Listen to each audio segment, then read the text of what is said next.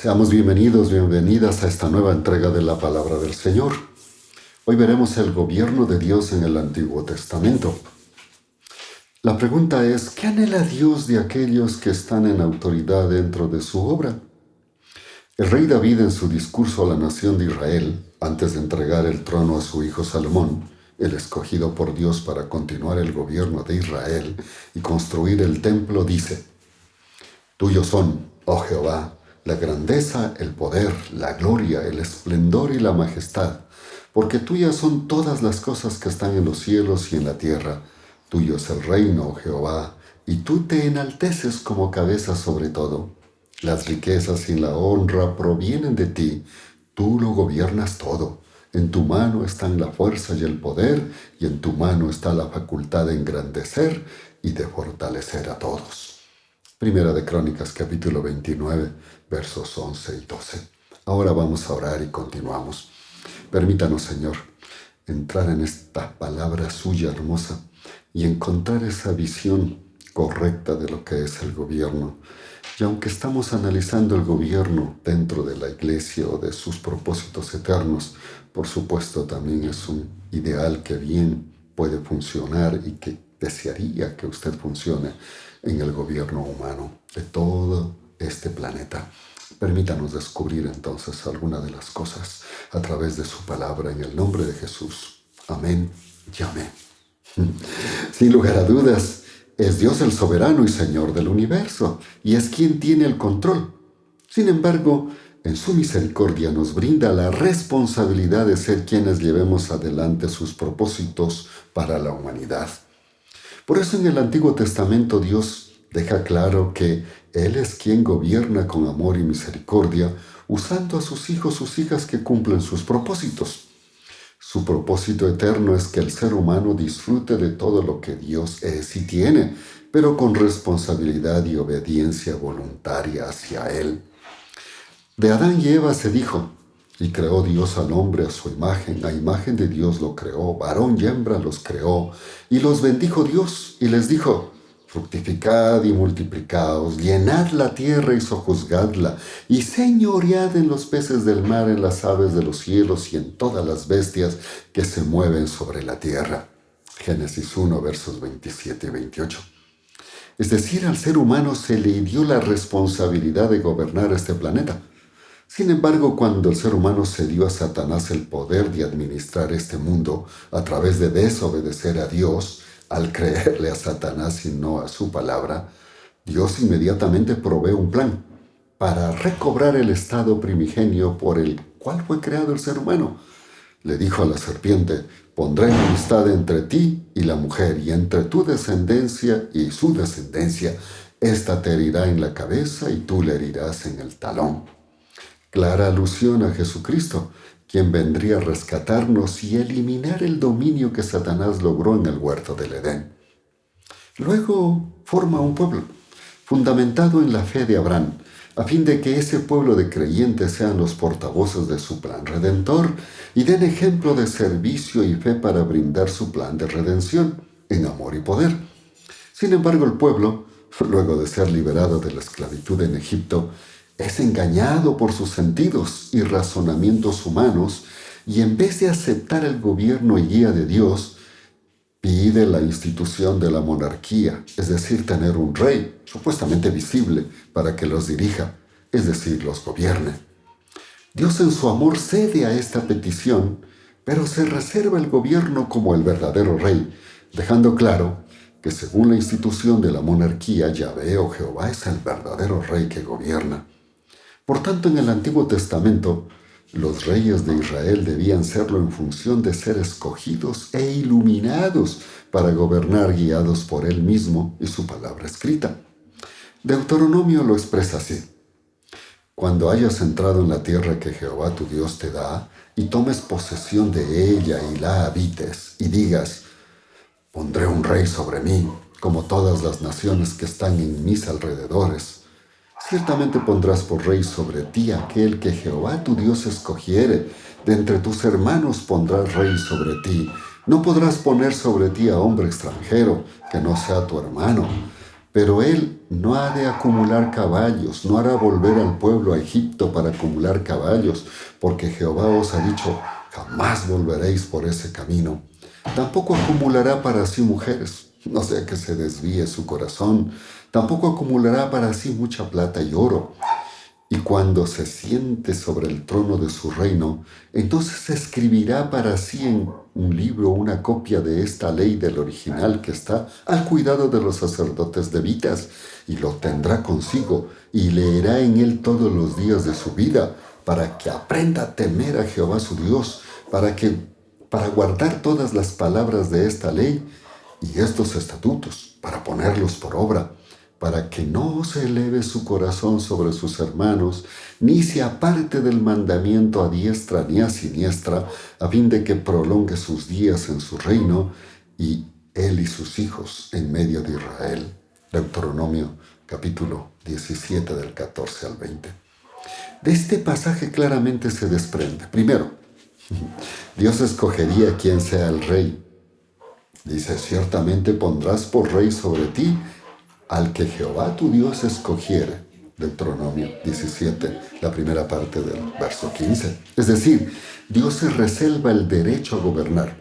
No hay votación o mayoría para escoger. Es Dios quien escoge y el escogido debía depender de su dirección y guía.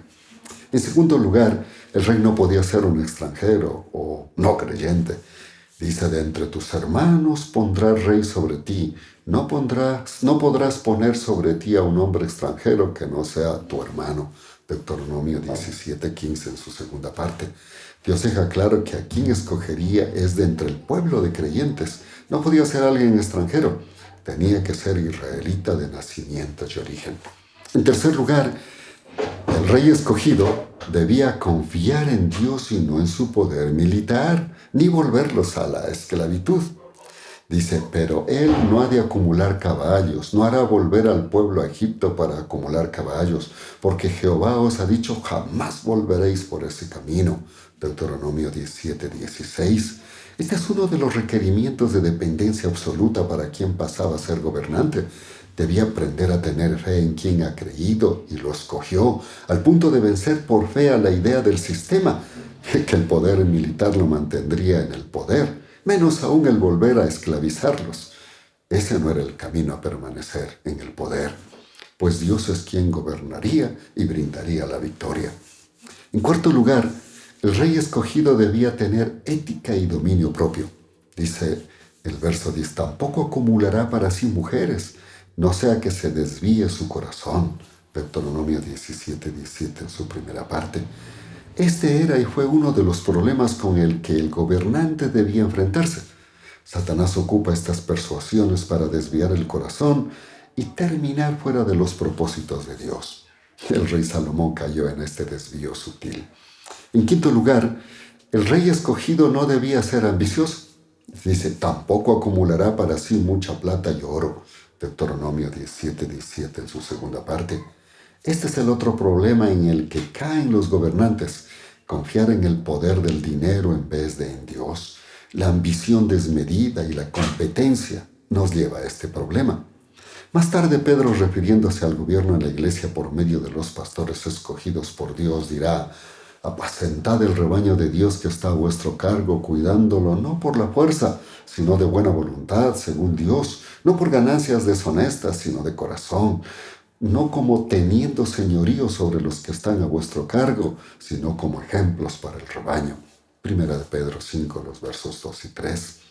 En sexto lugar, el rey escogido debía depender de la dirección de Dios a través de su palabra.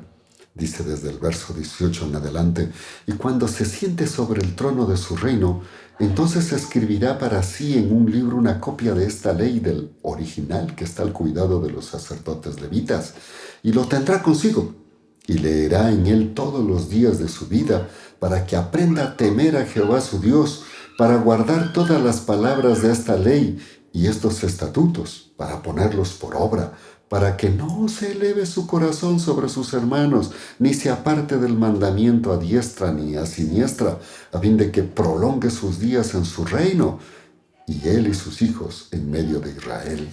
Deuteronomio 17, los versos del 18 al 20. Es evidente que el propósito de Dios era que el gobernante estuviera siempre en su absoluta dependencia. Por ello debía tener su palabra escrita en la cabecera y leerla y meditarla como su manual de gobierno. Lamentablemente, estos requerimientos del gobierno para el reino de Dios no fueron cumplidos a cabalidad por prácticamente ningún rey que tuvo Israel, pero representa el ideal de Dios en cuanto a lo que debía ser y hacer un gobernante. La historia nos muestra que los jueces y los reyes de Israel se tomaron la atribución de creerse ser los gobernantes, cometiendo un sinnúmero de atropellos ajenos a la consustancial gobierno o gobernabilidad de Dios. Por eso los profetas, como la voz de Dios, estaban, entre otros ministerios, para recordar al gobernante que su misión no era como las de los otros reyes vecinos, enseñorearse ejerciendo poder sobre el pueblo, sino estar al servicio del verdadero rey, Jehová, en sus propósitos eternos. Por eso llegaron a ser rebeldes con los propósitos de Dios y conforme a su palabra escrita, no lo cumplieron. Creyéndose los gobernantes, andaban detrás de sus conveniencias personales. Se olvidaron de la justicia al huérfano, no atendían la causa de la viuda.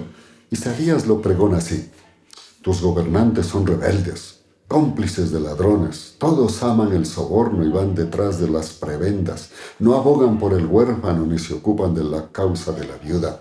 Isaías 1, verso 23, Nueva Versión Internacional. También denunciarán que los jueces se corrompieron, pues llamaban bien al mal y mal al bien, y perdonaban al culpable por dinero. Dice: ay de los que a lo malo llaman bueno y a lo bueno malo. Consideran las tinieblas como luz y la luz como tinieblas. Consideran lo amargo como dulce y lo dulce como amargo. Isaías 5:20. Y en vez de ser pastores, cuidadosos del pueblo, los reyes y gobernantes oprimían al pueblo. Jeremías denuncia así: ay de los pastores que echan a perder y dispersan a las ovejas de mi prado, dice Jehová. Por tanto, así ha dicho Jehová, Dios de Israel, a los pastores que apacientan a mi pueblo: vosotros dispersasteis y ahuyentasteis mis ovejas, y no os ocupasteis de ellas. He aquí que yo me ocuparé de vosotros por la maldad de vuestras obras, dice Jehová. Jeremías capítulo 23, versos 1 y 2. Y Ezequiel corrobora. Dice: he aquí que los gobernantes de Israel, cada uno según su poder, están en ti solamente para derramar sangre. En ti desprecian al padre y a la madre. En medio de ti tratan con abuso al extranjero. En ti explotan al huérfano y a la viuda. Ezequiel 22, los versos 6 y 7. Basta estos versos para conocer esto. Más aún, en vez de llevar el evangelio de la fe, despreciaron a los demás pueblos, siendo escogidos para ser luz de salvación a las naciones. Pablo lo explica de esta manera: tú conoces su voluntad y apruebas lo que más vale, porque estás instruido en la ley. Tú estás persuadido de que eres guía de los ciegos, luz de los que están en tinieblas, instructor de los que no saben, maestro de niños, teniendo en la ley la completa expresión del conocimiento y de la verdad. Tú pues que enseñas a otro, ¿no te enseñas a ti mismo? Tú que predicas contra el robo, ¿robas? Tú que hablas contra el adulterio, ¿cometes adulterio? Tú que abominas a los ídolos, ¿cometes sacrilegio? Tú que te jactas en la ley, deshonras a Dios con infracción de la ley, porque como está escrito, el nombre de Dios es blasfemado por causa de vosotros entre los gentiles. Romanos capítulo 2, los versos del 18 al 24. Por eso Dios, a través de los profetas, reclama su derecho, pues Él dejó bien claro que todo gobernante escogido para su pueblo debía tener claro que Yahvé o Jehová es el verdadero rey. Los reyes de Israel debían serlo en función de ser escogidos e iluminados para gobernar en el nombre de Él, como lo expresó claramente en Deuteronomio. Concluyamos. El propósito inicial de Dios con el ser humano es que sea el gobernante y señor de la tierra, con responsabilidad y guía de Dios. Sin embargo, su ideal se trunca por la desobediencia de Adán y Eva. Pero en su amor por su creación, Dios proyecta un plan de salvación. En ese plan está incluida nuevamente la responsabilidad de quienes confían en Él para cumplir sus propósitos eternos. Allí entra el gobierno, un gobierno para llevar adelante el reino de los cielos. Para ello había que asumir ser dependientes de Dios bajo su guía y manual, su palabra escrita. Constantemente Dios pidió a sus escogidos que dependieran de su dirección y su palabra escrita. Por ejemplo, a Josué, cuando tomaba a cargo el gobierno del pueblo, se le dice: esfuérzate y sé valiente, porque tú harás que este pueblo tome posesión de la tierra que juré a sus padres que les daría. Solamente esfuérzate y sé muy valiente para cuidar de cumplir toda la ley que mi siervo Moisés te mandó. No te apartes de ella, ni a la derecha ni a la izquierda, para que tengas éxito en todo lo que emprendas. Nunca se aparte de tu boca este libro de la ley. Más bien, medita en él de día y de noche para que guardes y cumplas todo lo que está escrito en él. Así tendrás éxito y todo te saldrá bien. ¿No te he mandado que te esfuerces y seas valiente? No temas ni desmayes, porque Jehová tu Dios estará contigo donde quiera que vayas. Josué capítulo 1, versos 6 al 9. Dios siempre busca nuestra salvación y que regresemos al primigenio plan del reino de los cielos. Para ello debemos aprender a servir y ser fieles a los propósitos de Dios desde la posición que nos haya colocado para este fin, dentro del consustancial gobierno para el reino de los cielos. Que así sea. Ahora oremos. Gracias, Padre, por su palabra. Hemos encontrado que en el Antiguo Testamento usted se reservaba el derecho y quería que cada gobierno cumpliera ese objetivo del plan suyo de salvar a la humanidad a través del pueblo que había escogido. Desafortunadamente no pasó así, y ahora estamos también los creyentes en esa posición. Permítanos ir encontrando esa gobernabilidad en la que usted es quien gobierna y nosotros somos obedientes para cumplir su propósito. De esa manera tendremos salvación de almas, una mejor sociedad y ojalá, Señor, alcanzar también gobiernos que se sujeten a su palabra desde el punto de vista político. Esperamos que así sea en el nombre de Jesús. Amén y amén. Gracias por estar con nosotros. Nos veremos pronto con otro mensaje. Hasta entonces, Dios les bendiga.